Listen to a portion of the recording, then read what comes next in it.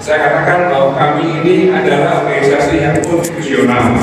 Kalau polisi minta dibubarkan, di sana juga bubar, di sini bubar, mari kita bubar, ikuti apa yang disampaikan oleh Bapak. Terserah lah Pak Gatot mau ngomong apa, intinya Pak Gatot sudah dicopot, itu aja. Hampir seluruhnya meminta untuk deklarasi. Jadi di setiap daerah minta untuk deklarasi. Kenapa? Karena ini semua keinginan dan kemauan dari masyarakat daerah-daerah, keinginan dari kepala-kepala orang-orang yang ingin membantu dan ingin merubah keadaan. Saya rasa itu. Di sini bertemu dengan tokoh-tokoh masyarakat. Habis itu baru kami akan pergi ke Gedung Juang. Ya, jam 10 lagi Gedung Juang. Di sini dibubarkan. Ya sudah, banyak kita ikut, kita warga negara kan. Ya. Kita menolak deklarasi kami. Karena apapun yang dilakukan kami adalah sudah mencederai demokrasi ya. Kita menghentikan kegiatan tersebut, mengacu kepada yang pertama, situasi masa pandemi. Ingat, keselamatan rakyat atau masyarakat paling hukum tertinggi. Jadi jangan alergi dengan kita, jangan alergi dengan saya, dan ada apapun juga. Kalau mereka memusuhi kita, karena mereka belum tahu. Mereka musuhi kami, mereka belum tahu kami. Biarkan mereka tahu sendiri nanti. Kita tidak perlu pengakuan. Tetapi bukti yang perlu kita lakukan. Terserah lah Pak Gatot mau ngomong apa, intinya Pak Gatot sudah dicopot, itu aja. Dan dicopot berdasarkan mekanisme yang benar. Pak Gatot tidak dicopot di tengah jalan juga. Dia menggunakan pertimbangan DPR dan itu tidak ada masalah itu. Ya, kalau itu... Pak Gatot marah karena dicopot, Pak Gatot bukan seorang patriotik. Diketahui bahwasannya kegiatan tersebut, aliansi tersebut dilakukan pemberitahuannya sekira hari Sabtu yang lalu atau sekira tanggal 26 ya. Sedangkan dalam peraturan pasal 5 itu tentang pemberitahuan atau perizinan diajukan pada saat 14 hari sebelum, kalau sifatnya itu adalah lokal. Sedangkan yang bersifat nasional adalah 21 hari sebelumnya. Kita ikutin apa yang dilakukan oleh aparat kepolisian. Ya, sudah selesai semuanya.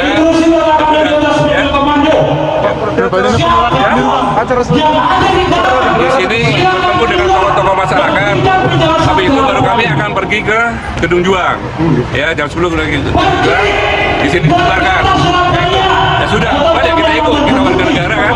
Ya. Tapi Gedung Juang, Pak. Ya. Apa?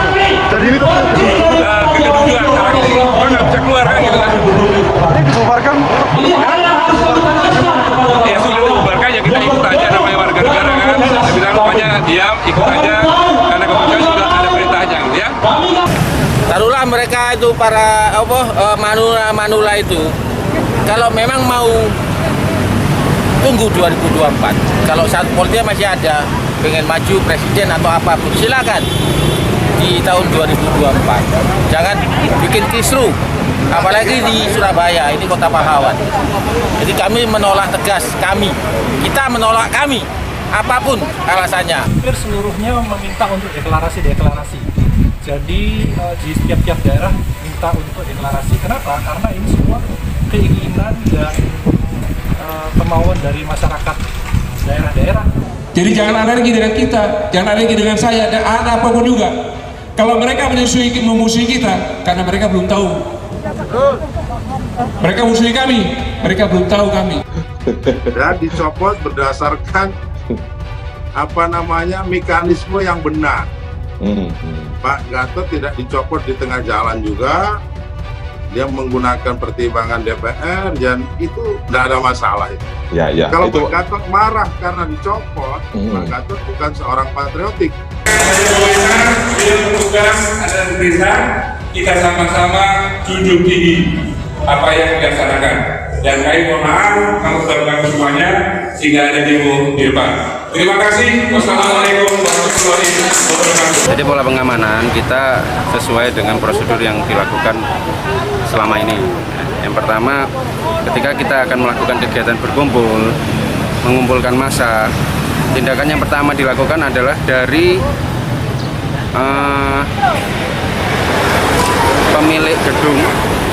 siapapun dari yang akan melakukan acara harus melakukan asesmen terkait kelayakan gedung tersebut. Ini sesuai dengan aturan, karena kita sekarang sedang mengalami pandemi COVID. Nah, untuk acara di sini sejauh ini tidak ada pelaksanaan asesmen dan sebagainya. Pemberitahuan atau perizinan diajukan pada saat 14 hari sebelum, kalau sifatnya itu adalah lokal. Sedangkan yang bersifat nasional adalah 21 hari sebelumnya. Koalisi Aksi Menyelamatkan Indonesia atau KAMI, rupanya Gatot alias gagal total mendeklarasikan diri. Acara rencananya digelar di Gedung Juang 45 Surabaya. Dihadiri 3 pembicara, Jenderal TNI Purnawirawan Gatot Nurmantio, Profesor Din Syamsuddin, dan Profesor Rahmat Wahab. Kami diusir di bumi Surabaya. Terlihat masa mengatasnamakan Surabaya adalah kita, menggelar demo di depan Gedung Juang 45, yang mana berada di Jalan Maijen Sungkono 28 September 2020. Masa di Surabaya begitu semangat mengusir. Terlihat sempat terjadi debat, namun kami memutuskan untuk meninggalkan tempat.